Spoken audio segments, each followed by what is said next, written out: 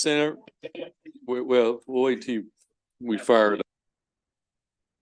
Okay, Senator Mounts, we are just we recessed earlier, and so we're just continuing this morning's hearing. So we had a quorum this morning. We're good to go, and we're going to bring you up, and we're going to bring you four. You've got, yeah, all your witnesses here.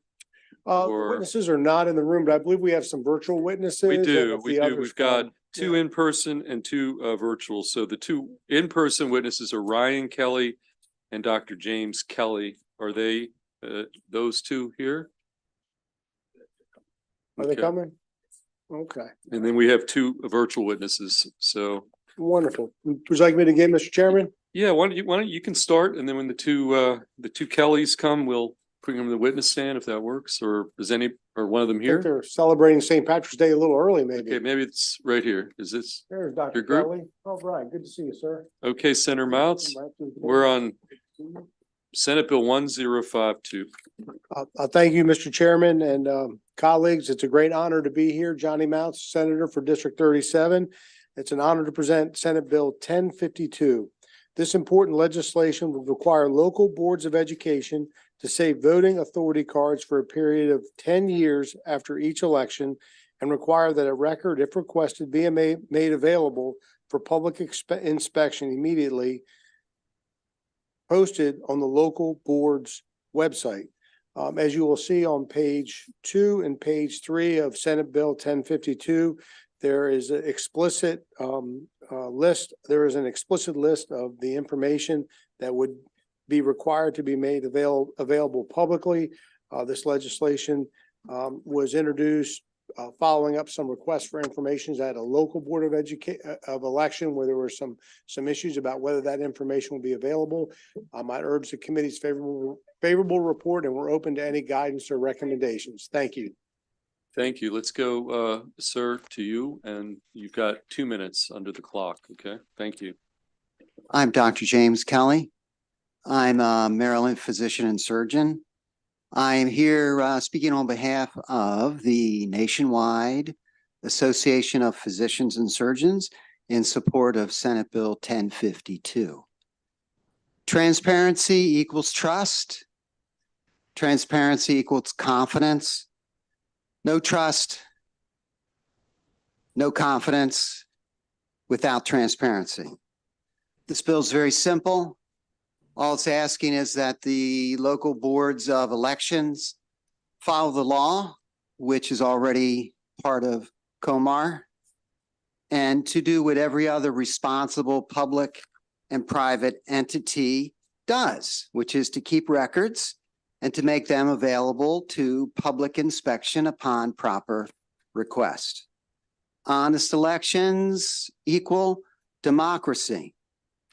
Without honest elections, we lose democracy and we get dictatorship. The purpose of the Board of Elections is to guarantee honest elections. The elections boards have records. Those records are public records. They're not private records. And it would make only proper sense for those records to be available. We have no idea why a Board of Elections would want to stonewall or avoid releasing records to public access. Again, transparency equals trust. We would like to trust the process. The American Association of Physicians and Surgeons asks you to approve Senate Bill 1052. Thank you. Okay, thank you, sir. And why don't you hand the mic to the young man next to you?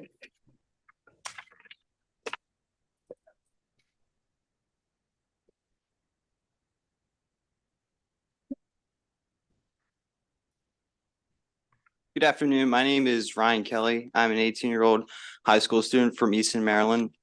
I'm speaking here today in support of Senate Bill 1052. As of right now, my generation has very little trust in the government and you guys. And when it comes to the elections, when my friends and I, when we walk into the booth for the first time to vote in May, we want to have absolute trust in the voting process. We want to make sure that when we vote and who we're voting for, that our vote is actually being counted and it's not being changed or manipulated in any way. This bill provides transparency as it makes the records available to us publicly so we can see what's going on. And this bill is not about which side of the political party you support or where you fall on the political spectrum. It's simply about ensuring our right to vote and that we can see what's going on, so that way there's transparency on both sides. Everyone deserves to have trust in the election process, regardless of which candidate they support or which political party they're in. And so if you care about my generation, and if you want to have us, if you want to trust us, and if you want us to trust you, then please vote yes on this bill. Thank you. Okay, thank you. Any questions for Senator Mounts or the two witnesses at the table? And then we'll take next the two virtual witnesses. A quick question. Okay, Vice Chair. Doctor, Kagan. you ended your testimony with saying that, can you just say the organization that you said endorsed this bill? The Association of American Physicians and Surgeons. A national association. It went is a through national association. process, and It is a national association. The name is Association of American Physicians and what's the membership Surgeons. and where is it based, please? I don't know the member number. I think the national headquarters are in Arizona. Phoenix, I think, is the main central headquarters. AAPS. Yes. I have found it. Thank you. Thank you. Okay, additional questions for Senator Mounts and the two witnesses at the table. Thank you for your testimony.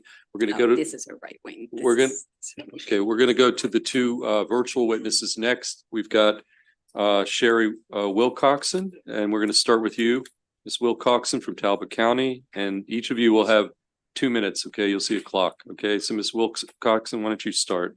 2 minutes. Thank you. Can you hear me? Yes, we can hear you perfectly. Okay, great. Thank you. Sherry Wilcoxon from Talbot County. A theme definitely is transparency equal trust. Regardless of who wins any election, to have confidence in the outcome is paramount. And that should be paramount for every elected official. None of you should want people to think that you were only in office because of a fraudulent election, right? In a recent survey, 93% of all Americans polled, regardless of a political party, agree there should be no suspected fraud or fraud in our elections. Can you show me any other single issue today where 93% of all Americans agree? Since at least year 2000, there have been many people in each political party crying foul. To name a few nationally, we know, of course, Donald Trump and a multitude of his supporters have decried elections as rigged. But so have Hillary Clinton, Kamala Harris, Adam Schiff, Jerry Nadler, Maxine Waters, Elizabeth Warren, and Stacey Abrams still claims that she's the true, real governor of Georgia. All of this information is easily available on the internet. But did you know that right here in Maryland, about 2 weeks ago, a news story came out that Lynn Garland, wife of Attorney General and of the United States Merrick Garland, wrote multiple letters and emails acquired via MPIA raising her concerns about potential fraud associated with the ES&S voting system and tabulators. As you know, these are the machines that we use here in Maryland. So every single elected official in this body, just like every single voter, no matter what party affiliation, should want to do all they can to ensure that our elections are legal, fair, and accurate, and do everything in their power to be transparent so no one can question the legitimacy of either party when people are elected. The easiest way to prove or disprove any of these allegations is for transparency and to allow the public records to become available for viewing and seeing for all parties. So this bill is very straightforward. Thank you. Please vote in the affirmative for this bill. Thank you so much. Okay, thank you for your testimony. Any questions for Ms. Wilcoxon? Okay, seeing none. Okay, we're going to go to you, Mr. Gleason. And again, you'll be on the same 2-minute clock. Okay, so you can start. Hello. Thank you, ladies and gentlemen of this fine committee, great state of Maryland.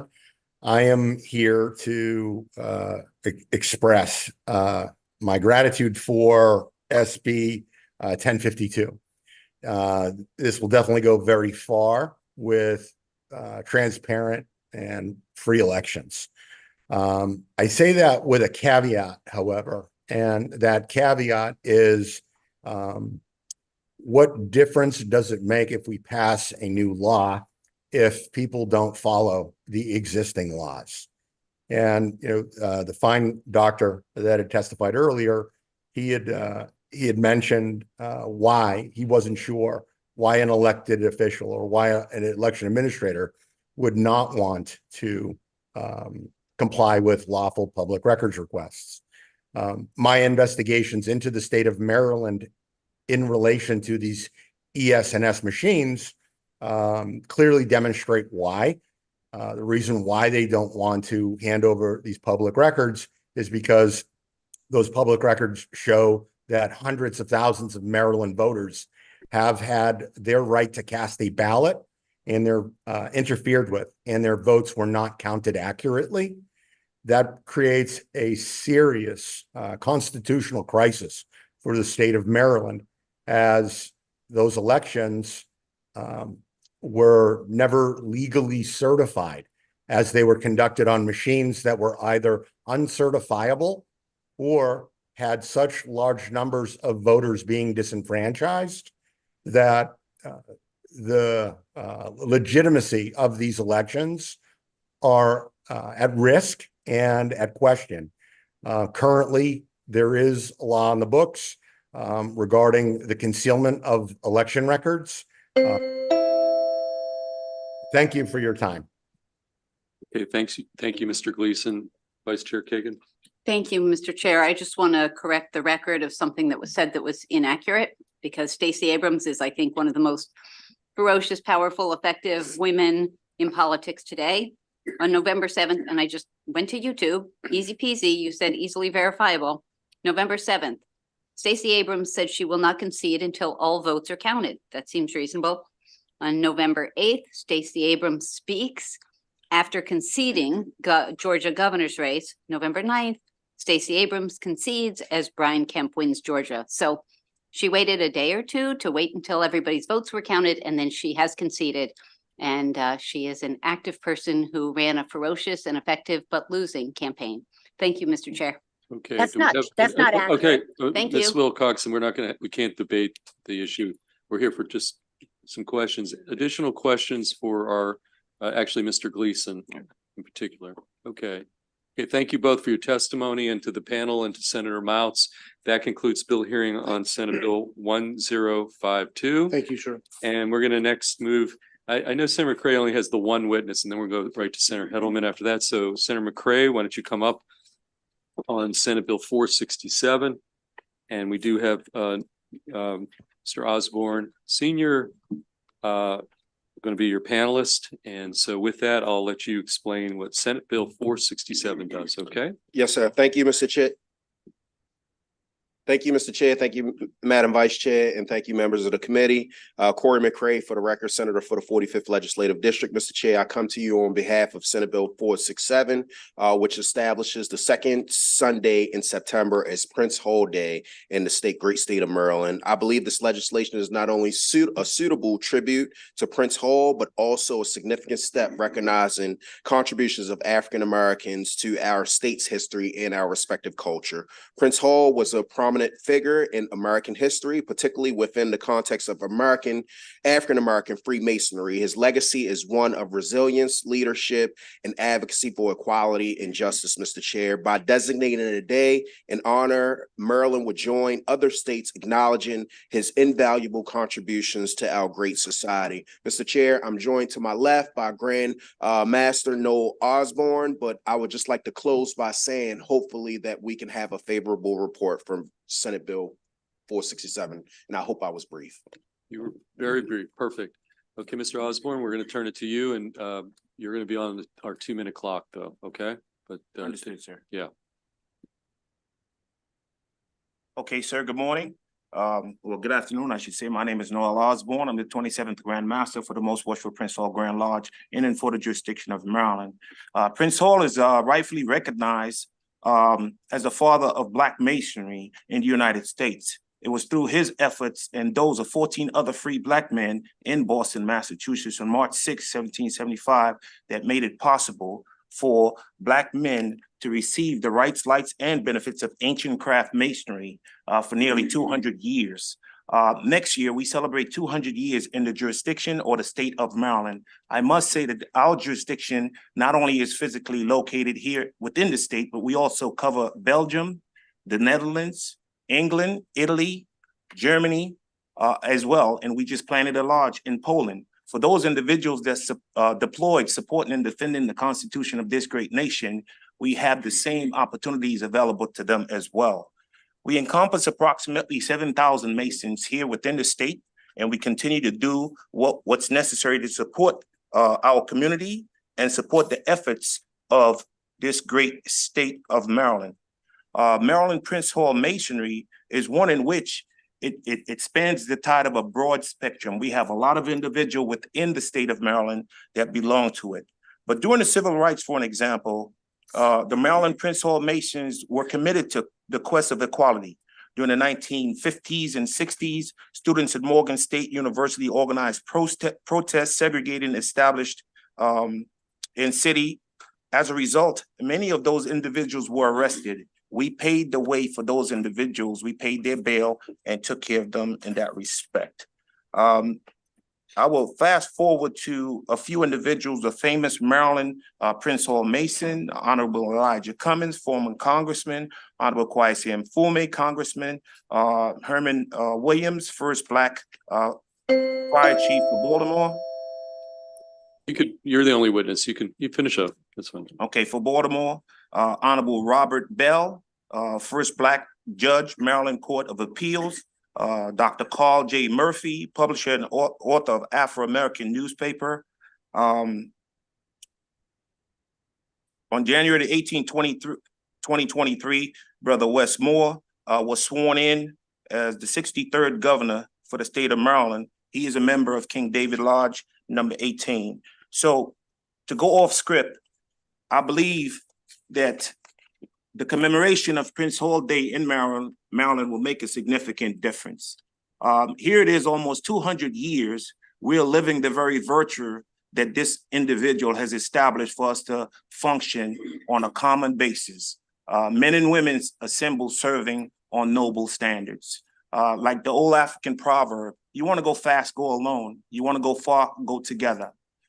We as members in our jurisdiction, the state of Maryland, the 7,000 plus Masons multiplied by at least 6 families or individuals that we can influence will make a significant difference for us. The metaphor that all of us serve in and support is one in which trying to lead organizations is like driving a 55 passenger bus and everyone have their own steering wheel and brakes. But we have to circumvent and navigate away from that so we can make a difference in the community, not just for ourselves, but for everyone. Deontology being formative ethics, where there's a right for us to be in these positions of increased responsibility, those individuals that we lead have equal entitlement. So where there's right, there's equal entitlement. I ask for you to please take careful consideration to Senate Bill 467, because it will make a difference, not just for the state of Maryland, but for Prince Hall Masonry worldwide. Okay. Thank you so much for the opportunity to be before you and speak. Thank you very much for your testimony. We're going to go to Senator Watson for a question. For your indulgence, Mr. Chair, and colleagues, if you recall, during Black History Month, the Honorable Noel C. Osborne was highlighted, and we spoke intensely about Prince Hall and his impact. You know, again, 200 years of history in the state of Maryland. When we look at these commemorative days, we always look at where's the connection to Maryland.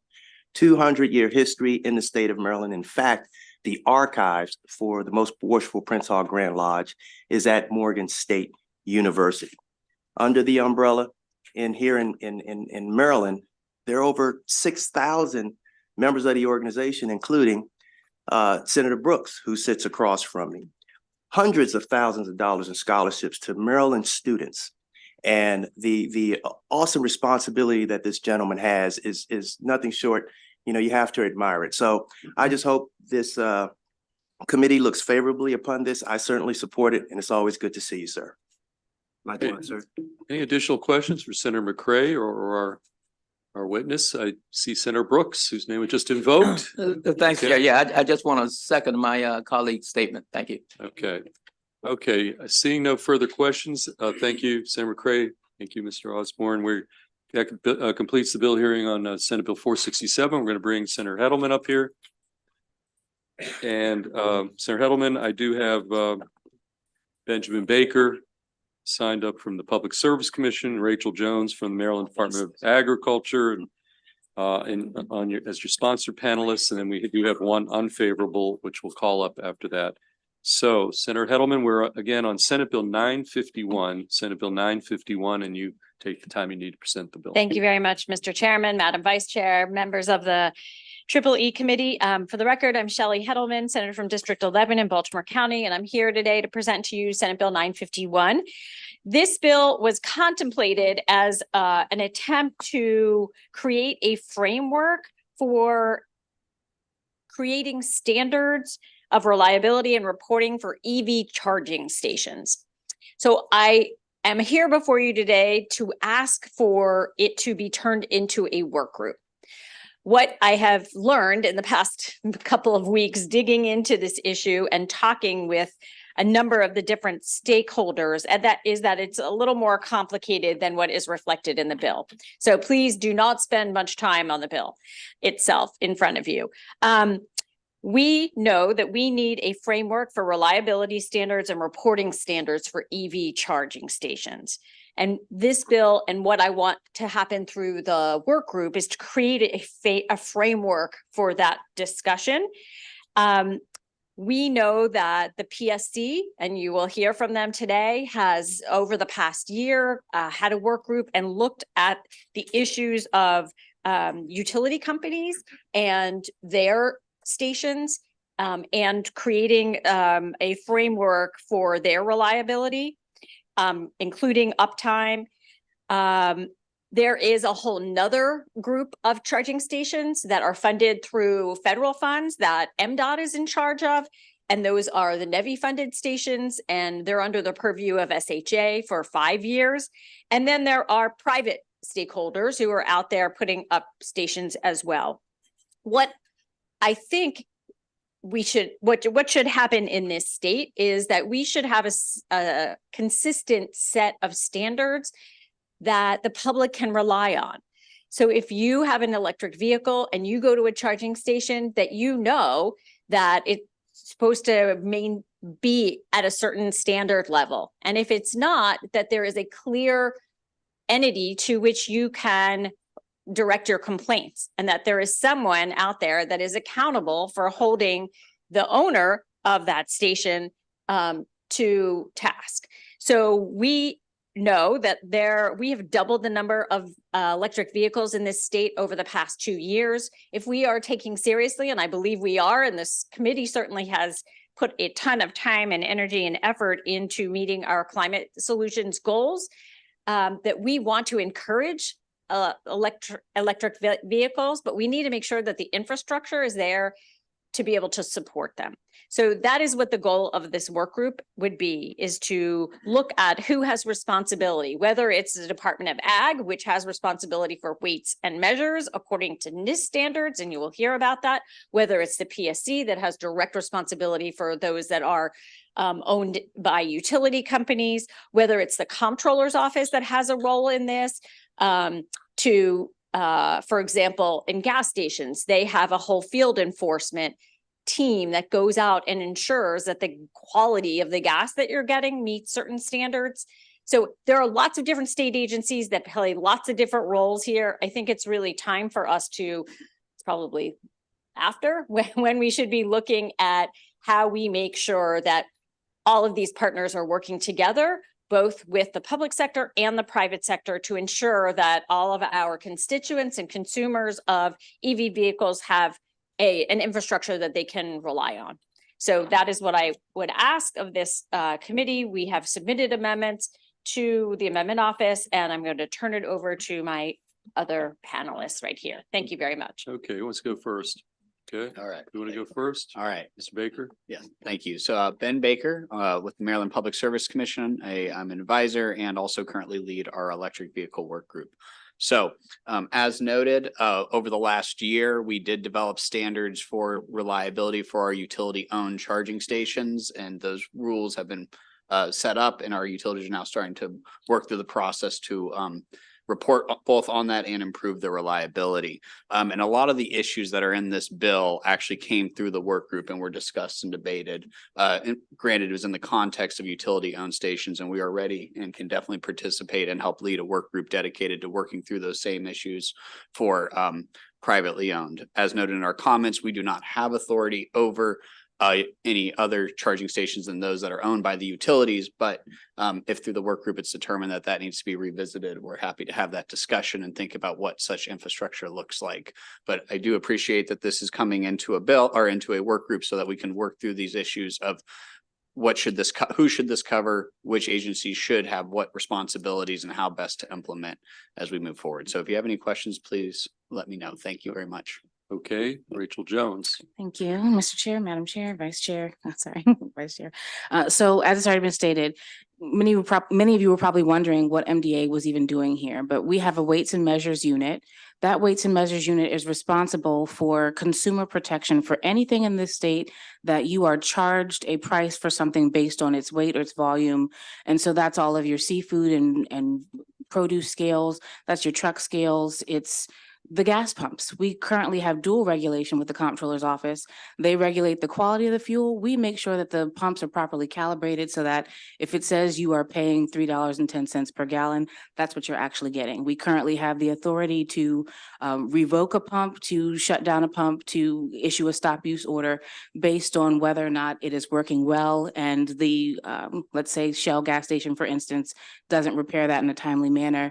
We have the authority to go in every 2 weeks and inspect and say, if you have not gotten this up and running again, then we can issue a stop use for this pump. And we are then able to detach something from that pump that makes it inoperable until it is repaired.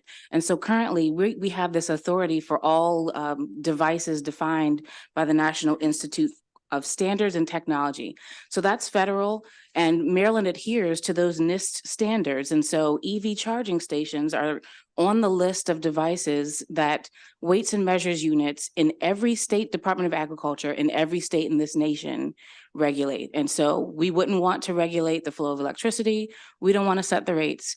We already have the authority to inspect for consumer protection and notify either the operator or the manufacturer that this EV charging station is not working properly. And then we would be just notifying them that we've inspected it based on consumer complaints. With the gas pumps, we currently inspect every gas pump every 2 years. Every gas pump in the state has to be inspected by us.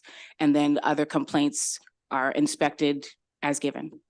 Okay, thank you. I actually do learn something every day. I wouldn't have connected the Department of Agriculture to gas pump regulations. So, Yeah. okay, that said, questions for our either Senator Heddleman or our two panelists? Okay, Senator Hester. Thank you to the sponsors. Thank you for the bill. But I think the panelists could probably answer this. Do you want like a work group, like a big work group, a small work group? Like, couldn't the agencies just kind of like figure it out and then maybe consult a few people to keep it simple? Well, I'm gonna, Okay, so Go I ahead. think the discussion has been Yeah. that the PSC would lead it. I think we want the agencies there and that we would want input from others, but I don't think that we would want a huge, I mean, we want to make sure it's a well-informed process, and we want the industry there. We want the agencies there. I think a work group, because of I guess maybe, let me make sure, is your question, does this need to come through a bill telling us to have the work group? I think that would be useful, because I think some of the aspects that the senator is asking us to look at come down to who is in charge. And the PSC, under our current mandate, we would say, please don't give us anything but what the utilities have. But if you want us to expand, I think we need to have that conversation about what that looks like, what infrastructure would go in place. But also we can have that, if you're telling us to have this conversation with the comptroller's office and the industry, we can do that. I think it would be nice to have some guidance from the legislature saying what you want us to discuss in that area, especially if your intent might be to expand our authority. Right. I just thought if I could follow up, and with the intention of having a report and recommendations by early fall, so we could be ready to come back next year. Offline, Senator. Happy to. Thanks. Okay, additional questions for the panel? Okay, seeing none, we do only have one additional witness signed up unfavorable. I'm not sure if he's still unfavorable because of the work group nature of it. Matthew Chen, Why don't you come up here? You're the last witness on the bill. And again, you're signed up unfavorable. I don't know if you're still there. Thank you, Chair Feldman, Vice Chair Kagan, members of the committee. I'm Matthew Chen, Director of Government Affairs for Blink Charging. While we respectfully oppose the bill in its original form, we greatly appreciate the senator's openness to dialogue and will closely monitor the evolution of the bill, particularly if it adopts the work group approach that has been proposed. A global leader in the EV charging industry, Blink has deployed more than 1,900 chargers across the state. On Monday, we will open our new manufacturing facility in Bowie, where we employ over 50 individuals. Our company's expansion of EV charger production will create more high-quality jobs in Prince George's County. Senate Bill 951 as drafted requires a comptroller to adopt regulations for the retail use of EV chargers, covering a very broad range of categories. Currently, the bill does not fully align with the federal government's minimum standards for the National Electric Vehicle Infrastructure Program, which applies to publicly funded chargers. Blink appreciates the ongoing dialogue regarding the bill with its sponsor, Senator Hedelman. We are open to engaging a stakeholder process to refine the proposals before the next legislative session, and we warmly welcome this opportunity. If the bill is passed into law in its current form, it could inadvertently slow down the deployment of EV charging infrastructure. Therefore, at this time, we can't support the bill as drafted, but again, warmly welcome the opportunity to make adjustments going forward. Thank you. Okay, and again, Bowie's going to be the center of EV charging infrastructure because they have such a strong, powerful state senator representing that community. I just want to get that on the record. Okay, any questions for our witness? Okay, seeing none, that concludes bill hearing on Senate Bill 951, and we're going to go to a few sunsets. We're going to start with Senate Bill 261, a few sunset extensions, and I've got Andrew. Is Andrew? Yeah. Olga Nitti from Department of Labor and Nicole Fletcher's virtual online. I'm not sure. Is she in the queue? Okay, it's just going to be you. Okay, Andrew, this is a sunset extension. We'll take you, and then I see Senator Carter's here. We want to get her in. Okay, so you tell us about Senate Bill 261, which is again a sunset extension. Sure. I have 4 sunsets. Did you want me to just do? Yeah, let's this should be quick. You're the only okay. witness. And the testimony for the first one can probably cover all 4. 261. So for the record, Andrew Fulgeniti with the Maryland Department of Labor, here before you with Senate Bill 261, which is a sunset extension of the State Board of Barbers. This bill simply extends the sunset provision of the State Board of Barbers, and I have 3 more sunset bills that will be before you. Really, we're here just to talk about the importance of keeping these units of government in existence for the purposes that they serve to the industries. In this particular case, the barbering industry, they serve as entities for licensing, ensuring that the standards are upheld by those that are licensed by the department. And the other piece, one of the most important pieces is the consumer protection vehicles for members who receive services by those licensed by the department. So with that, we'd ask for a favorable report by the committee. Separate. This is just 261. Any questions of our witness just on 261, the Board of Barbers? Senator Hester. Thank you. I was just wondering if I could request the most recent sunset report. Sure, I can certainly try and find that for you. As you might know, the legislature changed that process. So it's been quite some time since the DLS has performed a sunset review, but I can try and find the most recent one. So let me change my question then. Yeah. So then if the OLA report is the audit report that covers this board is more recent, sure. Could you follow up with that and let us know if all the remediations in there have been taken care of? I can do that for each of these, yes. Thank you so much. You're welcome. Okay, any additional questions on Senate Bill 261? Okay, sir, we're going to next turn to Senate Bill 264, which deals with the State Board of Cosmetologists. For the record, Andrew Fulgeniti with the Maryland Department of Labor, here with Senate Bill 264, which extends the sunset provisions of the State Board of Cosmetologists. I failed to mention that each of these is an extension of 10 years from the sunset date. And I'll refer to the comments from the last bill. So with that, we'd ask for a favorable report of Senate Bill 264. Okay, Senator Hester. I would ask the same question. Could you send us the most recent OLA report and reassurance that all the findings have been fixed? Absolutely. Okay, we're going to go, that concludes bill hearing on 264. We're going to go now to Senate Bill 288. All right, Senate Bill 288 for the record, Andrew Fulgeniti with the Maryland Department of Labor.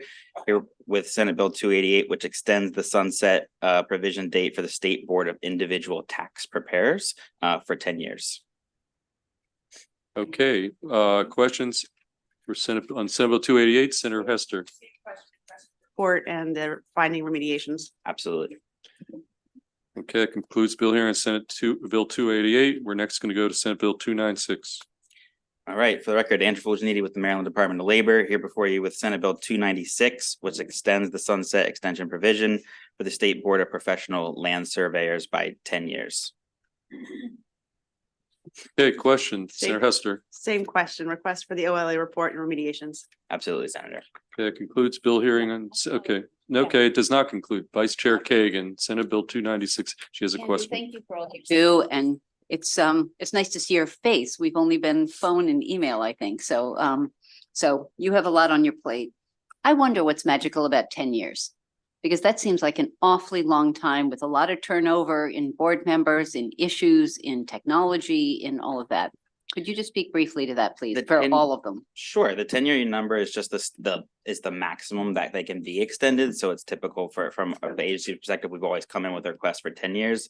I will say that the House has taken a slightly different approach. I know on the House side, they don't like these repeated requests that many of these units of government they feel are permanent, and they are looking to potentially strike and just repeal some of the sunset provisions. But as the agency, we're just coming to ask for the maximum extension possible. Fascinating. I think the House and Senate, it might be another place where we might disagree, because this committee has been, as you know, has done exactly the opposite and made 2-year, 3-year, 5-year to make sure there's more accountability. So, okay, thank you, Mr. Chair. Okay, which brings us to the fifth and final bill in this category, Senate Bill 307, the Board of Boiler Rolls, which is kind of interesting. Senate Bill 307. And we've got, is it Defke Kirk or Martin Williams? Or no, it's not Martin Williams. Okay, we've got 2 witnesses on this one. Okay, who are you? Good afternoon, Senators. Dave Kiever, Commissioner of the Division of Labor and Industry, Maryland Department of Labor. Very pleased to be here. Testifying in support of Senate Bill 307, which would extend the sunset date for the Board of Boiler rules through for 10 years, the maximum period through 2034. In addition to the extension itself, the department has requested, and I think we have asked for amendments to be drafted on this issue. We are requesting an additional seat on the board so that there is labor representation, which there currently is not. The board currently is a board of 9 members, plus myself as commissioner serving in an ex officio capacity, and a number of different sectors of the industry are represented, including manufacturers, engineers, and consumers, but labor does not have a representative on this board. So given that circumstance, we ask that a labor representative be added to the board, and that is our amendment, in addition to the 10-year extension of the sunset. Happy to answer any questions. Okay, thank you. Let's go to our one witness. You're Mr. Williams, Martin Williams. Good afternoon, Chair Feldman, Vice Chair Kagan. My name is Martin Williams, State Legislative Affairs Coordinator with the International Brotherhood of Boilermakers. Boilermakers is a building trades labor union with approximately 47,000 members in the United States and Canada, including about 700 members through, living and working in Maryland and Virginia. Our members work in multiple heavy industries, including power generation, oil and gas, shipbuilding, steel, cement. And a core part of our members' training and skill set is in the construction and installation and repair of pressure vessels. So Senate Bill 307 reauthorizes the Board of Boiler Rules for 10 years, and we very much appreciate the friendly amendment brought forward to include worker representation on the board. Given the hazards associated with the operation and maintenance of boilers and pressure vessels, we feel it's in the public interest to have the worker perspective when having those discussions on how to address and mitigate those hazards. And again, a worker seat on the board, we feel serves the public interest as well as make it consistent with about 12 other states that also have worker seats on their respective boiler safety boards. So ask for a favorable report on Senate Bill 307 with amendments. Thank you.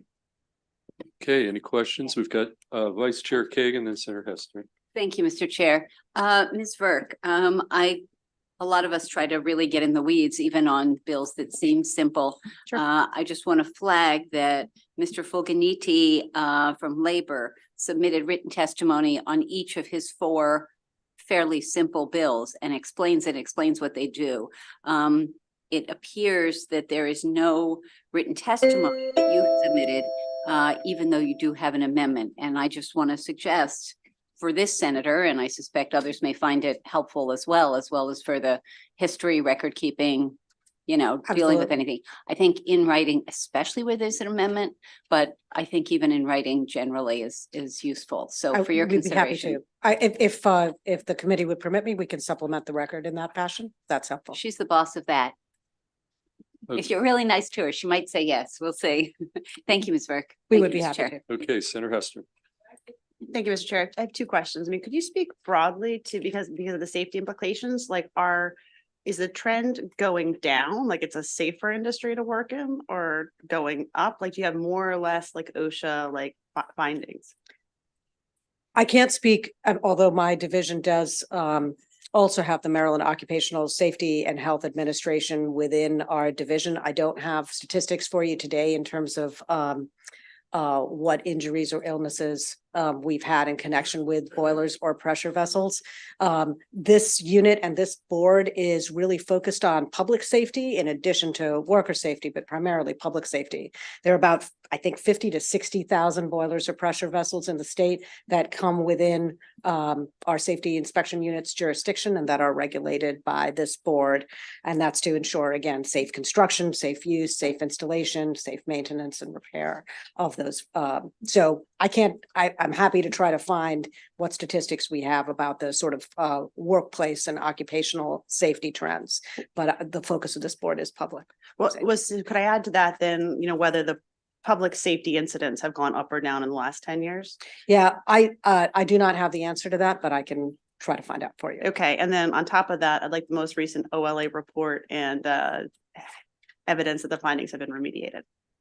Yes, I'm not aware of any OLA reports on this board within the last several years, but we'll certainly find. They're done somewhere every 4 years.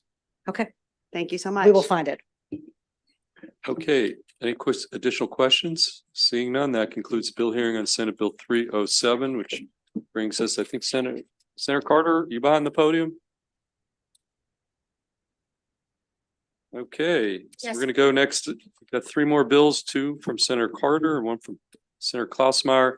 Senator Carter, we're gonna be on Senate Bill 646, unless you have a preference to go with the other one. Which, do you have a preference? Yes, that's my preference. Okay, so I'm gonna call up your sponsor panelists. I've got Angela Hall, Dr. Tanyo Pearl, Shania McNair, Trinia Holt, and Marita Asamoah. Those are the 5 witnesses on the bill, and they're all your sponsor panelists. And so we'll let you start. Again, we're on Senate Bill 646. Thank you very much, Mr. Chair and members of the committee. Happy Friday and happy International Women's Day.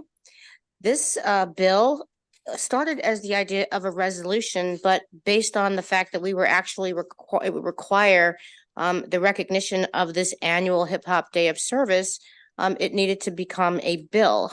And so I'm going to hopefully lay out the reasons why the bill is a good idea and move for a favorable report. Originating in the 1970s, hip hop emerged from communities experiencing poverty, racial discrimination, and violence. It is now, of course, as we all know, become a global phenomenon. The music often reflects these harsh realities, which can be perceived negatively by those unfamiliar with or disconnected from these experiences. It's often been, and sometimes even the subject of controversy and sometimes associated with negativity. That is why we believe this is a good thing, one, in terms of perception, but it's a win-win for the state of Maryland because not only would this annual recognition of a day of service allow us to highlight the positive aspects of this global phenomenon, but also it would improve our communities because it would require service all throughout the communities across the state of Maryland. I will let my witnesses go who can, I'm sure, offer much more in-depth testimony than I do. And hopefully at the end of this, you'll be convinced that this is a good idea that we should pass this year. Thank you. Okay, thank you, Senator Carter. Tell us your name, and then each of you is going to be on the 2-minute clock. You'll see up on the board. Thank you, esteemed Mr. Chair, Madam Vice Chair, and honorable committee members. I am Dr. Tenyo Pearl, and I'm the organizer of the 2023 Hip Hop Day of Service. Today, I seek your support for SB 646. On this International Women's Day, I acknowledge Sylvia Robinson, the mother of hip hop movement, founder of Sugar Hill Records, and renowned for Rapper's Delight and The Message by Grandmaster Flash and the Furious Five. As the senator just stated, hip hop often has a negative connotation. However, over the past 50 years, hip hop has evolved in diverse arts, including marketing of commercialized products. There is hip hop opera, gospel hip hop, and also college students who are interested in declaring majors with a hip hop concentration. They have the autonomy to do so. Marilyn Shiro, Dorothy Brunson, the first African-American woman to own a radio station, empowered Maryland's youth, inspired by the hip hop genre.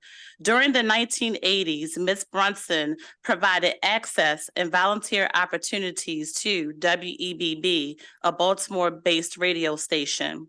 Last year, the inaugural November 2023 Hip Hop Day of Service, in partnership with the Franciscan Center of Maryland, served over 300 unhoused individuals. Thus far, we have commitments with future nonprofit organizations such as the Shake and Bake Family Fun Center, the Black Arts District, and also the Franciscan Center. The proposed third Saturday in November aims to perfectly align with Youth Homelessness Awareness Month, introducing members of Gen Z and the Alpha generation to volunteering, shaping them into future leaders. With over 20 plus years of serving as a higher education professional, I've witnessed the transformative power of volunteer initiatives, offering leadership opportunities to the next generation of change agents and advocates. I ask for your support for recognizing Hip Hop Day of Service as a clarion call for positive change, empowering a diverse population of Marylanders. Thank you. Okay, thank you very much. Why don't we go down the table? Why don't just get a mic and put it close to you so we can hear you. Okay, there you go. Tell us who you are. Thank you. Good afternoon, esteemed Chair, Vice Chair, and members of this committee. My name is Reverend Angela Hall, and it is a pleasure to support SP 0646 on the behalf of my organization called the Franciscan Center. In my role at the Franciscan Center, I oversee the department that recruits volunteers to serve hot and healthy meal and provide other resources of necessity to the disenfranchised and unhoused citizens of Baltimore. Many times volunteers come from a non-relatable living experience, as many of our guests are experiencing poverty. And at times I've witnessed this reality increase hopelessness in our guests. However, when mirrored images and youthful energy serve others in need, it ignites a life-changing form of hope I don't see much. But I saw it at the pilot for the National Day of Hip Hop held at the Franciscan Center. The educated, motivated, and creative young people that supported this day brought a vibe that has yet to be matched, in my opinion. I believe this day would be a timeless signature day that would inspire an impact of change and bring a relatable form of hope to the marginalized citizens of Maryland. Hip hop is a movement. Hip hop is empowerment. Hip hop is unity. So I wholeheartedly ask that you favorably consider this bill, that it will help spark a call of action among our young people and strong and influential community leaders, which at times are unrepresented in the areas they are needed the most. Thank you. Okay. Go next. Salutations, Honorable Mr. Chair, Madam Vice Chair, and members of this committee. My name is Trinea Hope. I am 19 and I'm a freshman attending at HBCU in Baltimore City. Today, I will take a glance back at how powerful the Day of Hip Hop service was, which was hosted by the Baltimore Hip Hop Historical Project and the Francescan Center.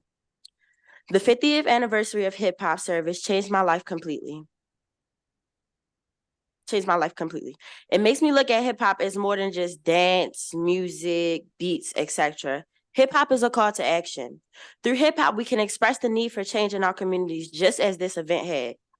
The experience to see how many people gave clothing items to the unhoused was impactful. Multiple people brought big bags full of clothing items, mainly hoodies and coats because it was cold. This was very joyful to see.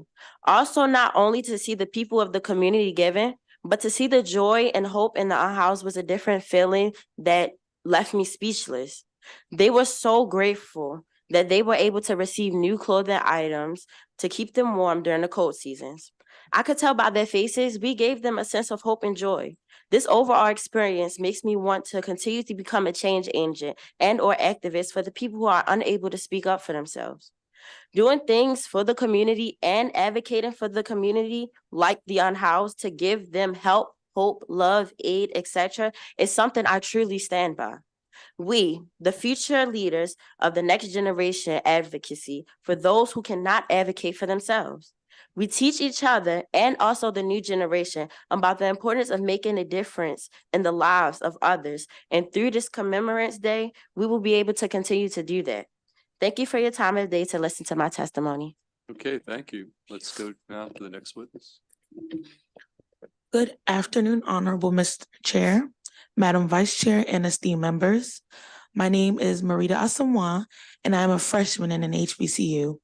And today I'll be sharing a glimpse into my transformative journey through community service sponsored by the Baltimore Hip Hop Historical Project at the Francescan Center in Baltimore, focusing mainly on the 50th anniversary of hip hop. Instantly, I was greeted by a vibrant energy from other individuals from all walks of life, each with their own story, their own struggles, and their own dreams. It was here, in the heart of Baltimore, that I discovered the true essence of service and compassion.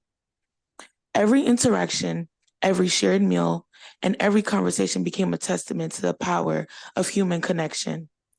I learned that hip hop was deeper than the lyrics or the beats we grew up dancing to, but instead, it's a culture that was able to bring individuals from all ages and generations together to celebrate how far we've come. We rejoiced and danced together as we shared our common love for the community. But beyond the surface level of our interactions lay a deeper truth, a truth that transcended socioeconomic barriers and united us in our shared humanity. It was in the eyes of those we served that I found both humility and inspiration, their resilience in the face of adversity, their unwavering hope amidst despair, illuminated the path towards a more compassionate and just society. Through my experience at the Francescan Center, I learned that true service extends far beyond the confines of a single act.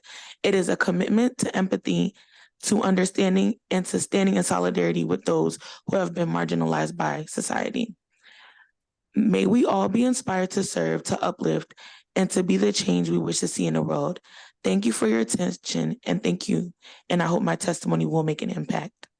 Okay, thank you. And let's go to the end of the table. Honorable Mr. Chair, Madam Vice Chair, and esteemed members, thank you for granting me the opportunity to speak to you all. My name is Shania McNair. I'm 20 years old, a sophomore, and I currently attend a local HBCU in Maryland. I ask you to vote in favor of SB 646. On the third Saturday of November 2023, I was given the amazing opportunity to volunteer. We came together to be the difference that we want to see in our communities and be the difference that we already believe and know is present. During this early afternoon, we greatly expressed care, compassion, concern, and commitment to the unhoused. It meant nothing less than the world to me to see how these individuals stretched their smiles and glistened their eyes at our exchange. I could tell that at that very moment, and now that I look back, that the work that needed to be done was being fulfilled. However, that fulfillment does not stop there. Pouring into the very communities that are around us and that we are submerged in is vital action. It is something that has to be done day after day, week after week, month after month, year after year, and should continue so on and so forth. When I think back on that day, my heart is filled with warmth, joy, and serenity, a collective of feelings that I know can be shared with all who are and will be impacted by this bill. Thank you. Okay, thank you. Any questions for Senator Carter or Vice Chair Kagan? Thank you, Mr. Chair. Two things. First off, because this is about Day of Service, I wonder whether you all, and I don't know to whom to address this, whether you've reached out to our brand new department in Maryland, the Department of Service and Civic Innovation. It could be a really exciting partnership, and I just wanted to mention it here in case Senator Carter or any of you want to see if you can make that match, because I think Secretary Montero would be really excited to work with you. And I'm not speaking for him, obviously, but so I want to mention that if that hasn't been happening. And then one of you noted that today was International Women's Day. I love that this senator and that all the panelists, all the witnesses are women. But when I think of hip hop, I kind of think of it as guys more. So two questions. One is, where are the guys? And two, do you guys write or perform at all, or are you fans, or can you just tell us that? Thank you, Madam Vice Chair. So, on this day, we thought it would be very special just to show the face of hip hop. Oftentimes, hip hop has a negative connotation and is often referenced to as a male dominated industry. But as on this day, we pay tribute to Sylvia Robinson and also Dorothy Brunson, who are considered the mothers of hip hop. We did have a mixture of both male and females and non-binary volunteers to participate on that particular day. So it was a diverse participation and things of that nature.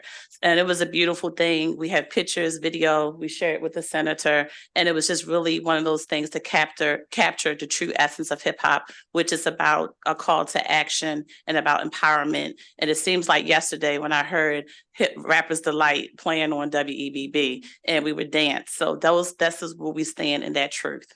Thank you. And I did hear you talk about the founding mothers. So thank you. Thank you, Mr. Chair. We're going to go to Senator Brooks, then Senator Washington. Okay, thank you. Dr. Pearl. Yes. I've heard the term that all rap is hip hop, but not all hip hop is rap. Could you perhaps speak to that? I guess, I mean, I'm not, so to answer the Madam Chair's question, I'm not a hip hop performer. I'm an educator. And I look for ways I'm very passionate about preparing the next generation of leaders, change agents, and advocates. I professionally work with preparing nonprofit leaders, but I do know that our youth that I work with and young adults, they really listen to the genre, they love the genre, and there are many local icons that they actually follow. So if we can just tap into, I don't feel like I could really answer that question about all rap and what you just said, but I do know that our youth, our next generation of leaders are listening to it. They enjoy it. There are some positive forms of hip hop, like for example, it's hip hop opera, it's hip hop gospel. You have ballet. It's a group called the Hip Lays. There's hip hop tea. So when you think about hip hop, it is just actually transcending and transforming in all particular genres and categories. So this day is providing the hip hop generation, which is the youth, access to volunteer opportunities to prepare them for the future. The group that I mentioned, far as Dorothy Brunson, and during the early 1980s, there were several groups. One group from Prince George's, Maryland, the AP crew, and a few groups from Baltimore. Many of those members have grown up. They're now 50, in their mid 50s. They're members of Gen X, and they're doing quite well in their careers. They're leaders, they're change agents, they're business owners. So this is an honor of Hip Hop 50th to take something that our youth honor, the 50 years of hip hop, but bring it together, and it's beyond the music. It's about service. Okay. So I guess one could say probably, and then that rap is probably an element in that culture. Yes, Yeah. yes, I'm sorry. There's Yeah. various elements of hip hop. Right. As far as MC, DJ, which you talked about, the rap part. I'm sorry, I misunderstood your question. So it's the MC, is the DJ, is graffiti, is dance, and is the attire. Okay. But one thing that's often not mentioned when we think about the elements or the tenets of hip hop is the call to action, and it's about service. Okay, thanks. Thanks, Yes, Chair. thank you for clarifying Yeah, that. sure. Hey, Senator Washington.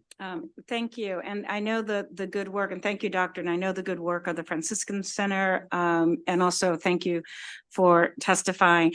It's very often that we don't have women only panels. And so I'm just really happy to actually see it. And I don't require you to explain why the men aren't here. We never ask them why the women aren't there. But no, I know you do. But I wanted to I guess ask you as kind of a parallel with jazz, with rock, early days of rock and roll, like all of these forms that were originally sort of radical and outside of the mainstream, and then they become part of the mainstream. And that I was remembering, I guess for some of us, the We Are the World, where it brought together all the all the pop singers and all that. And so I see that you're sort of thinking about that way to bring people who love the music to connect to action to make the world better. I guess that's where you're kind of going. And I echo the recommendation of connecting to the governor's SERVE program, because there in fact could be an opportunity to get some stipends for these young women to actually work in your center and do the work that you're going to do. So I'm sure that the senator and I will help connect you with that. And thank you so much for brightening our day. Thank you. And I just would note that this is a Carter McCrae bill, so the male gender is represented on the sponsor line. So, okay, any additional questions? May I just acknowledge Sure. Senator Antonio Hayes? I would like to thank Senator Hayes also for just providing insight as we were talking about this process. Okay, we'll tell him that he got a shout out here during the hearing. Okay, any additional questions before we move on? Thank you. That concludes the bill hearing on Senate Bill 646. We're going to next go back to Senator Carter for the next bill, which is Senate Joint Resolution 2. And I'm going to bring up, you've got 2 in-person witnesses and then several virtual witnesses. So I don't know, I've got Arthur Mulholland and Gwen DuBois in person. And then I've got a list of virtual. So if you've got some other folks you want to bring up, Senator Carter, feel That's right, free you to. texted me about this. Mr. Oh, I'm sorry. Oh, I didn't see you there. Oh, I apologize. When would you, okay. Oh, I didn't see them. You know what? Would you guys, I did indicate Senator Glassmeyer has been sitting here a long time. Would you be willing to just let her do her thing and then you guys, is that okay? Mr. Chair, I have to ask a favor because, we're in the middle of a voting session. Okay, well here, how about this? Can you present your bill? Present the bill. And then we're gonna go to Senator Klausmeyer. To go back to voting. Okay. I think that works. I think that's procedurally I would be proper. very, very So brief. you present the bill and then I did not see Senator Klausmeyer there. I was looking. They straight are the ahead. experts, so. Okay. Thank you very much. And first of all, this is a resolution. As we are now becoming more familiar with resolutions based on our discussion on the floor today. This resolution back from the brink, use of nuclear weapons. Over 13,100 nuclear warheads exist in the world today, with 91% owned by the United States and Russia, which pose a serious, significant threat to life as we know it. The reason that we need this, why? That's always the question. Why would we need this resolution? Well, because it's a resolution, not a bill. We'd be joining 9 other states and 75 other municipalities in doing it. And what's the purpose of it? I think the purpose of it is to show our principled and policy stance that we would like to end nuclear warfare. And so in so doing and having this resolution and making a statement as senators in this body and for Maryland, we are promoting diplomacy and conflict resolution. We're raising awareness of the harm of nuclear warfare. We are working to build political will across not just the state, but the country and the world. We are strengthening international norms to lean in this direction. And with all of that, I just want to say that I'm so thankful for my witnesses that you'll hear from soon, also constituents, for bringing this issue to me. It's been an absolute pleasure to work with them and have them actually convince me that this was something that was worthwhile, because initially I thought, I mean, nobody's for nuclear war, but do we really want to bring it to this body? And after hearing from them, just as they convinced me, I'm hoping that you will feel the same way and move favorable out of committee. Thank you very much. Thank you, Senator Carr. So we're gonna continue this hearing with the witnesses after Senator Klausmeyer's bill. Senator Klausmeyer, why don't you come up on Senate Bill 832? And my apologies. How long have you been sitting over there? Senator Klausmeyer, how long have you been sitting on the side? I did not even see. The whole hip hop. Okay. 50 years. Okay, And I heard the okay. good questions. Okay, well, then okay. What? After you hear insurance for so long. Okay, that was hip-hop exciting, is Bill. good. Okay, let's get back to business here. Senate Bill 832.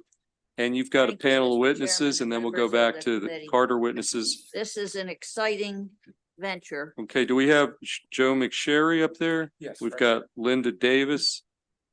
Who do we have? Charles Davis.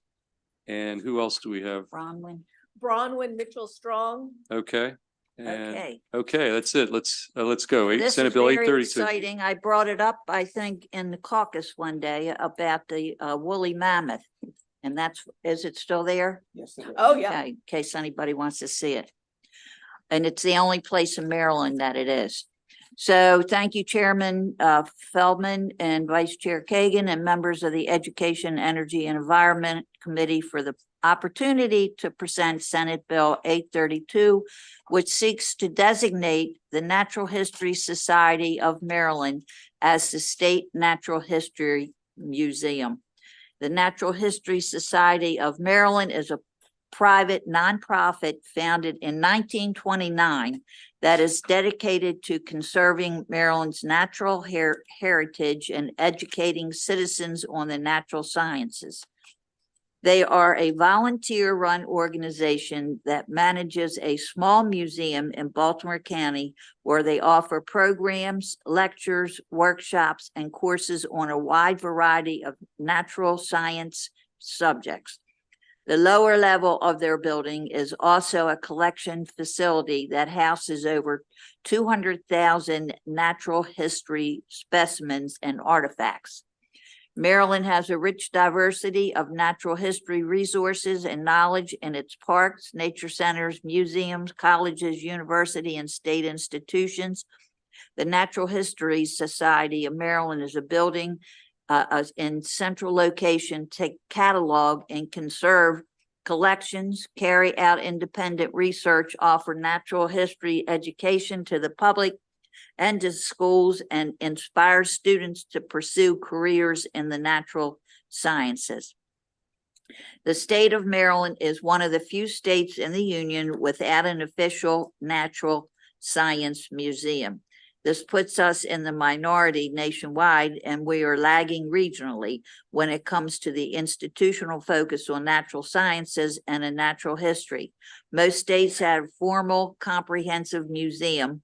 All surrounding states, Pennsylvania, Virginia, West Virginia, Delaware, have well-established museums, and 3 of the 4 are state-sponsored. The Natural History Society of Maryland is the best organization to become the state natural science museum and nature education facility for the citizens of our state. And I would thank the committee for their time and ask for a favorable report. Thank you very much. Okay, thank you. Let's go down the table. Pull that mic close to you, and each of you is going to have 2 minutes.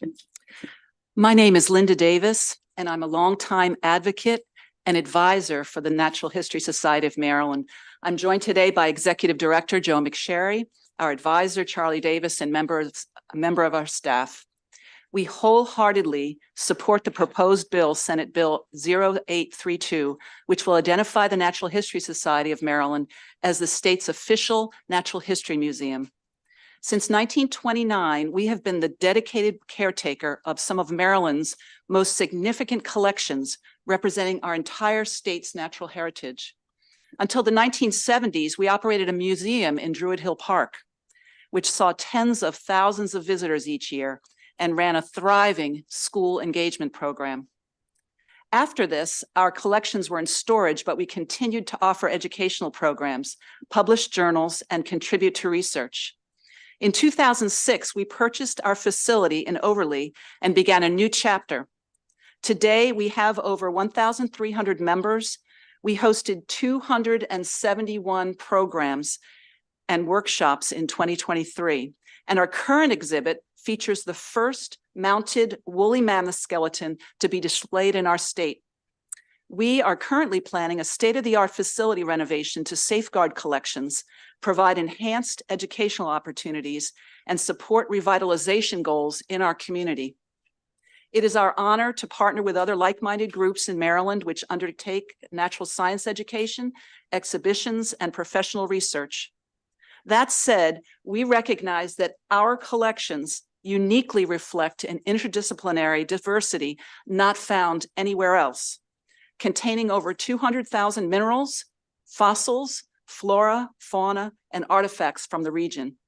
For 95 years, we have pursued our mission in eager collaboration with other experts from across the state. We would be honored to be officially designated as Maryland's State Natural History Museum. Okay, thank you. Let's go to the next witness. My name is Joe McSherry. I'm Executive Director of the Natural History Society of Maryland, and I actually am here just to answer a few questions, so I'll pass it on. Pass it on. Yeah. Next witness. My name is Charlie Davis. I am a former trustee of the Natural History Society of Maryland. I'm here obviously supporting the bill, but I wanted to point out the fact that as we're called a trustee because the collections that we have are held in public trust. And it's that aspect of it is why we're looking for the state designation. There are also situations where we would be benefited by the designation because many times natural history collections, which are a concentrated source of information about the past ecological history of the state, we've seen them go to landfills or they go out of state because there isn't a focal point in the state to receive them.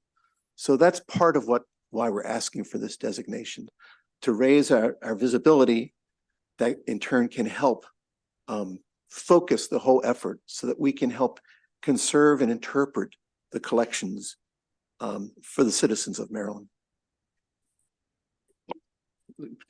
Yes, put that mic close and tell us who you are. Hello, I'm Bronwyn Mitchell-Strong. I'm the program director at the Natural History Society of Maryland. And it is, I am here to invite you all to come and visit us at the museum so you can see firsthand. We had the opportunity when you had the break, when we were here this morning, to walk around to all of your offices, drop off a packet of information, and to bring your staff some very interesting artifacts from our collection, including a megalodon tooth, one of our biggest Marylanders from the past, as well as they got to touch a real woolly mammoth tooth and learn all about that. Why? Woolly mammoths were in Maryland. People don't know that. We had woolly mammoths and we had giant sloths and we had saber-toothed cats. We're telling the natural history is the story of nature. And that's what we're telling. We're telling the 4.6 billion year story of this place that we now call Maryland. And we all want you to come to the museum and start reading that story. Okay, that's we've got questions from Vice Chair Kagan. Thank you, Mr. Chair. Thank you for what you do. And I see that that it's mostly a volunteer effort, which is impressive. I also see, though, that you're only open Wednesdays 2 to 6, Thursday 10 to 2, and only the first Sunday of every month from 10 to 2. So we're talking about 8 hours a week reliably, and then once a month, an additional 4.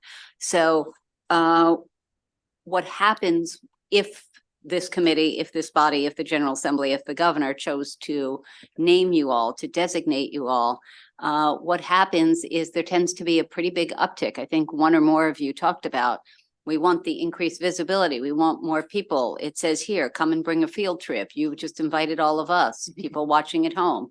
Do you have the capacity? How would this work if you suddenly abracadabra are the State Natural History Museum?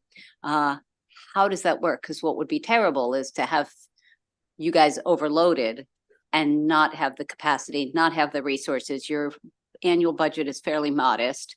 You have a little bit of part-time staff. So if you could just speak to all of that, please. Whomever, one person. Go ahead, Jim. Well, part of this is one of our new hires is a development officer. So we've been going to foundations. We're also looking for some state funding eventually for all of this. But as we said, every single natural history or every single state around us has a natural history museum. We really need this place. So we have to start somewhere. We were in a row home just 20 years ago, and we've really built something now. And I think we're at that point where we can start doing more with some a little bit more funding, more donations. That's going to help us as well. Having that state designation is going to help us get individual donations. We already have $1.5 million from the county to do capital improvements. And we did receive $390,000 from the state about 5 years ago to do improvements, but we're looking for another 2.1 million to get phase 1 done. So we are growing, and that's the whole thing. We know we're not where we want to be right now, but we're getting there. According to GuideStar, your gross receipts were $795,000, 491, assets 960,578. So our current assets, you're saying? That's what the IRS website. Right, and as of the other day, it looks like, because we've been getting more money in, we're at about 1.7 million. Yeah, and GuideStar, we probably don't have it up quite up to date yet. On what year was that from? I've closed the window. I have too many windows open all the time. Okay. Thank you. Thank you, Okay, Mr. Chair. Senator Carozza. So I thank you for this legislation. This is fascinating. And I wanted to ask, because museums do have their challenges around the state. We've had some challenges with the Ward Museum, and of course the assets there, you know, with the story that tells. So my question to you, as you're thinking through this, you know, this designation, how you can partner with other museums like the Ward Museum. So this is, you know, that there's actually that the, you know, it's kind of Maryland centric, and how you bring that together, if that's part of your planning and strategy, and if those partnerships need to be strengthened or even made at this point. Sure. There are many other museums around the state of Maryland that have a natural history element to them. And the idea is that we're not trying to take them over, but work with them to make sure there's a coordinated effort to conserve the information available in the collections. That's sort of the bottom line theme. So we work with other nonprofits at the moment that are, most of them have been more educational focused than collections focused, but we have direct connections with the Calvert Marine Museum and connections with Jefferson Patterson Archaeological Museum and other museums of that nature. And the universities, we have links with the universities that also have collections. The thing that's unique about us though is that we've been collecting the things that everyone else has been abandoning. Is part of what's been happening for 95 years, quite frankly. And it's because the university collections, they have a focus, but if last week, Duke University declared that they're getting rid of their plant collections. So it depends on the nature and the theme and what's being pulled for service to the students or the research at the university, whether the collection even exists there. The same thing happened with the University of Maryland's plant collection many years ago. Okay. So anyway. Yeah, sir. Yeah, it's Friday afternoon. We've got. Yes, So- sorry. Okay, Senator Washington, can you have the final question? on this? Absolutely, absolutely. I wanted to thank the senator as well, and thank you all for the shark tooth. We appreciate that very much, and giving a smile to my staff on a Friday afternoon. And so I grew up with in Philadelphia with the Natural History Museum and the importance of collecting. I'll just say that I remember about 10 years ago, the Baltimore City delegation passed something similar because we found that the school system was throwing out art, like just really like it, as they renovated, that there was no one collecting and gathering this just amazing artwork. And in fact, we almost lost the head of Walter P. Carter in one of the renovations. So fortunately, we were able to gather that. So I do understand the importance of it, and thank you for bringing the bill. See what we can figure out. Okay. Any additional questions? Seeing none, that concludes the bill hearing on Senator Klausmeyer's piece of legislation, which is Senate Bill 832. We're going to go back to Senate Joint Resolution 2, Senator Carter's bill. Thank you. These will be the final witnesses of the day. And we've got in person, I'm looking at Arthur Mulholland, Gwen Du Bois, Daryl Carrington, who else? And Dr. Milhow. And yeah, Dr. Milhow. Oh, I said Dr. Milhow, Gwen Du Bois, Terrence Fitzgerald, and then we do have several witnesses signed up virtual. I'm not sure how many are in the queue, but okay. Why don't you proceed, Daryl Carrington? You've got 2 minutes. All of you are going to be on the 2-minute clock. great. Thank you, Mr. Chairman, and good afternoon, Madam Vice Chair, members of the committee, and especially those from Prince George's County, Senator Watson and Senator Augustine. We realize we are the last bill hearing. It's late on Friday afternoon, and we want you all to like us and move favorably on our bill. So with further ado, I will go direct. I would like to say, though, we are all very fortunate and privileged to have these doctors looking out for our public health and our safety and welfare. They've been working here in Annapolis for over 15 years to advance public health. And I'd like to turn it over to the president, Dr. Gwen Du Bois. Hey, doctor. Thank you. Yes, I'm president of Chesapeake Physicians for Social Responsibility, a state organization with over 900 supporters. Thank you for the opportunity to speak in favor of SJ2 and of the use of nuclear weapons. We join as you know, 70 municipalities, 7 state legislatures, including 2 cities and counties in Maryland, urging our federal government to change dangerous, outdated, expensive policies and increase the risk of nuclear war, policies created in the 60s before there were cyber wars, computer bots, and hackers. Policies like allowing presidential sole authority to initiate a launch, willingness to use nuclear weapons first, willingness to launch on warning, increasing the risk it will be in error, fueling a destabilizing nuclear arms race, and neglecting to negotiate nuclear disarmament with the other 8 nuclear nations. If just one nuclear bomb is launched, the deaths and injuries would be a massive local catastrophe. Hiroshima was hit with a small atomic bomb, and yet in a city of 250,000, there were 66,000 immediate deaths, and half the population was dead by the end of the year. Deaths from burns, traumatic injuries, and radiation. Hospitals were destroyed or severely damaged. 90% of the doctors and nurses were dead or injured. Why is this a Maryland issue? Because we live in the shadow of Washington, which puts us at special risk. Because one bomb launched in error could escalate to global nuclear war and put everyone on the planet at risk. 360 million people would estimated die directly, and 5 billion people would be at risk of starvation over 2 years as soot from burning cities blocks the sunlight, dropping the earth to ice age temperatures, changing the growing season into a nuclear winter. Because Marylanders are paying for an estimated $2 billion for the nuclear weapons complex in FY23. Because the federal government is not doing all needs to be done, the states step up to lead, like Maryland passing Climate Solutions Now Act and raising minimum wage to $15 an hour. We join other cities and states to help our president have the political support to make these changes, and all of us will be safer. Please support SJ2. We urge you to vote favorably. Okay. Physicians, we know that after the bombs fall, there's no treatment. Prevention is our only prescription. Okay, thank you. Sir, who are you? Chairman Feldman, Vice Chair Kagan, members of the EEE Committee. I'm Dr. Terry Fitzgerald, a Maryland citizen in District 41, a physician, a member of Chesapeake Physicians for Social Responsibility, and a grandfather. I urge you to support SJ2, a resolution that calls on the federal government to take actions to reduce the risk of nuclear war. Last week, I turned 75 years old. My youngest grandchild turns that age in 2098.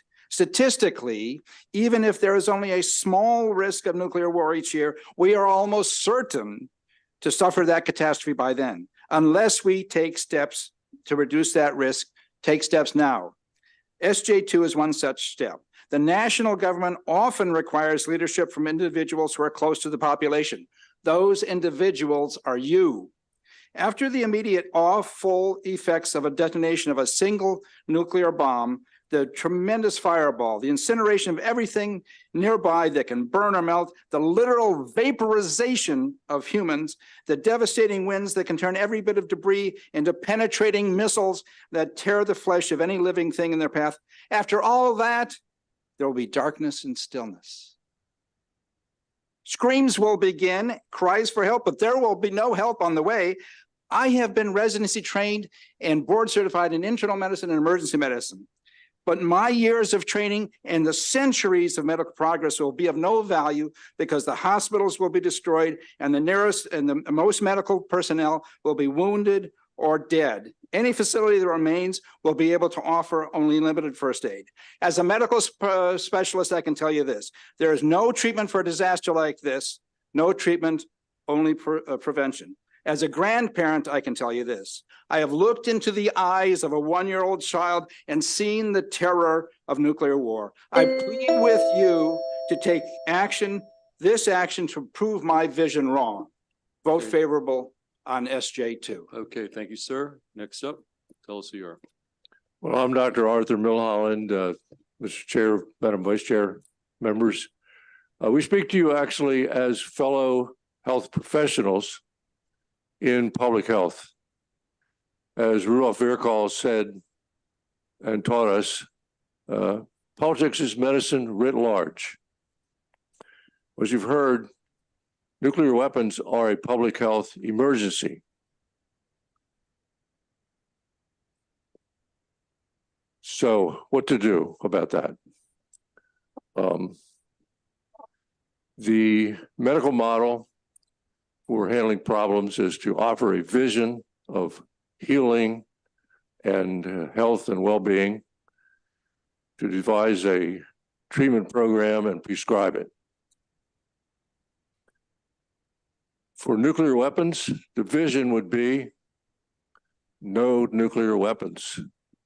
No nuclear weapons, a world free of the costs and terror of nuclear weapons. That's the vision. What's the prescription? The prescription is SJ2. It is a prescription of hope and survival.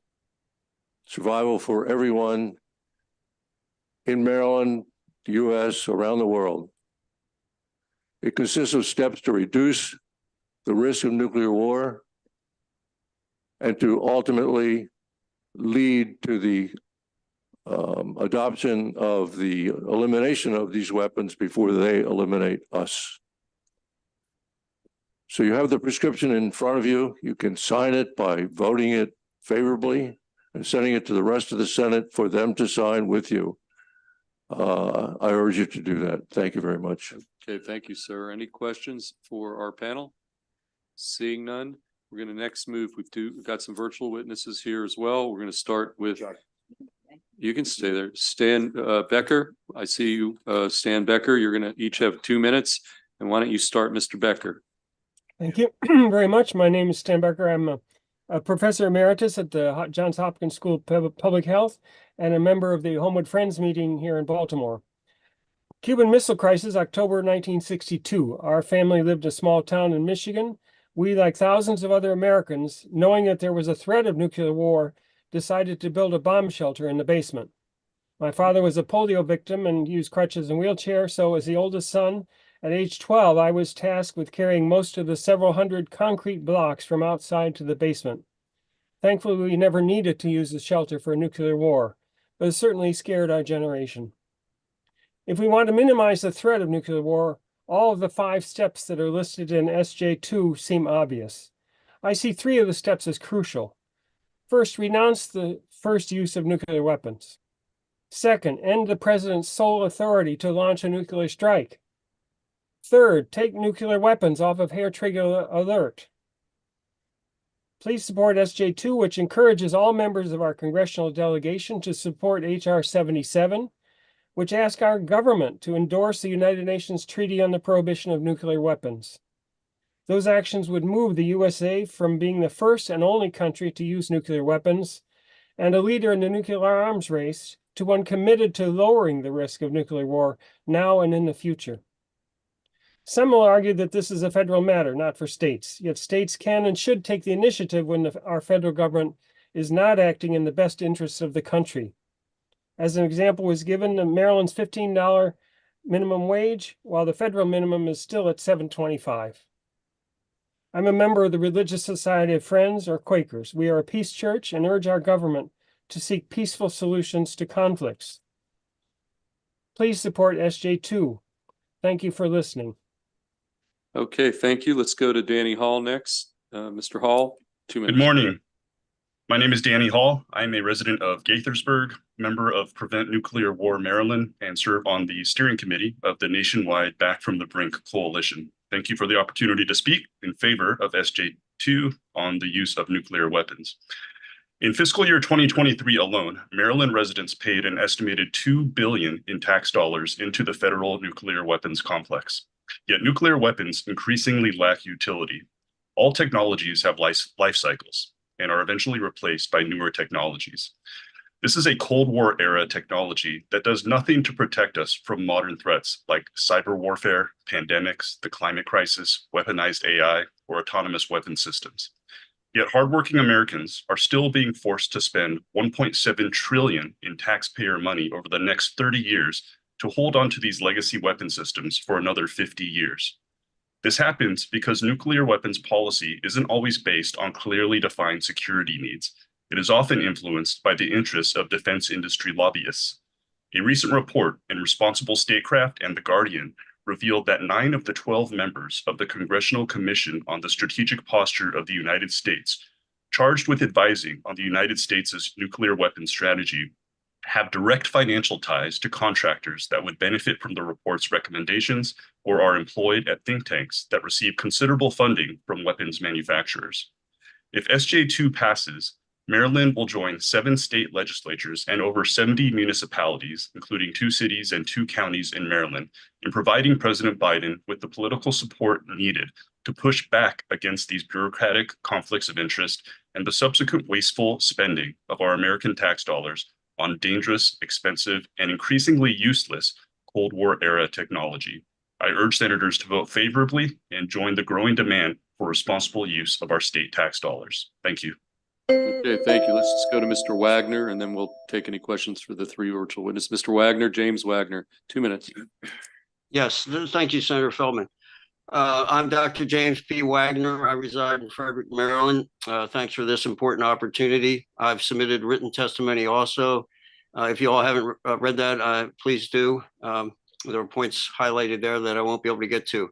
So my favorable testimony focuses on why this is a state of Maryland government issue as opposed to solely a federal issue. My colleagues have touched on those, but I want to maybe put a finer point on them. So in my mind, there are 3 important interrelated components to the answer to that. And the first is that the threat of nuclear war has increased substantially in recent years. And this is not my opinion, but the opinion of the Bulletin of the Atomic Scientists in the current position of their doomsday clock, which is now closer than ever to midnight. And that includes the clock position during the height of the Cold War. So 1, the threat has increased. 2, despite that, the federal government is largely remaining inert on the issue. In fact, they're going the other way to enhance and modernize our arsenal, which is mentioned in the text of the resolution. 3, I would posit that it is the duty of local and state governments to step in and step up in the absence of federal action on issues. And my colleagues mentioned a couple precedents for that. I'll mention the Renewable Energy Portfolio Standard, which Dr. Du Bois did touch on. So Maryland has that, and thankfully we have that in CEJA, our law, to get us to renewable energy. So we'd be joining in this collaboration, which we are justified in joining in with the other 7 state legislative bodies and municipalities across the country. I strongly urge you for all these reasons to return a favorable opinion. Thank you. Okay, thank you. Any questions for the 3 virtual witnesses? Senator Watson. Right.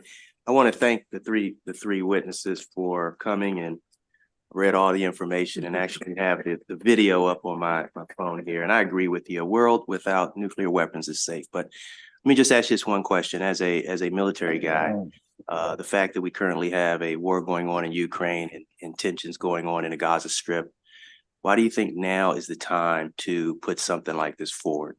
Because nuclear has always been used as a deterrent to keep other nations in check from a military perspective. So can you respond to that, please?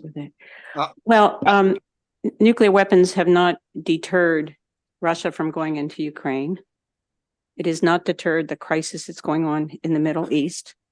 And meanwhile, President Putin is making threats of using nuclear weapons and uses the threat of a tactical nuclear weapon. And there's also the danger of Zaporizhzhia and conflict around there. So these risks are higher. And one tactical nuclear weapon, they can be as big as 6 times the size of Hiroshima's bomb. And, and then we've got, both sides have land-based missiles that are ready to launch on warning. So deterrence is a theory. If I may add, this should not be confused with a call for unilateral disarmament. If you actually read the bill. Okay, everybody's doesn't have to answer the question, but you can finish and then maybe that, I think that's. It's not a call for unilateral disarmament. It's a call for steps. And you not get a bucket from the floor to here without going through space. The vision that Dr. Milholland mentioned is a vision, and the steps to go towards that are steps along the way. And so that is not this bill. This resolution should not be confused with a call for unilateral disarmament, and that is a risk that often comes up. Okay. May I add that, Mr. Chairman? Yes, thank you very much. Okay, any additional questions? Seeing none, that concludes the bill hearing on Senate Joint Resolution 2. Thank you. Thank you. Have for a your great weekend. testimony. Yes. Okay, folks, that concludes our bill hearings for today.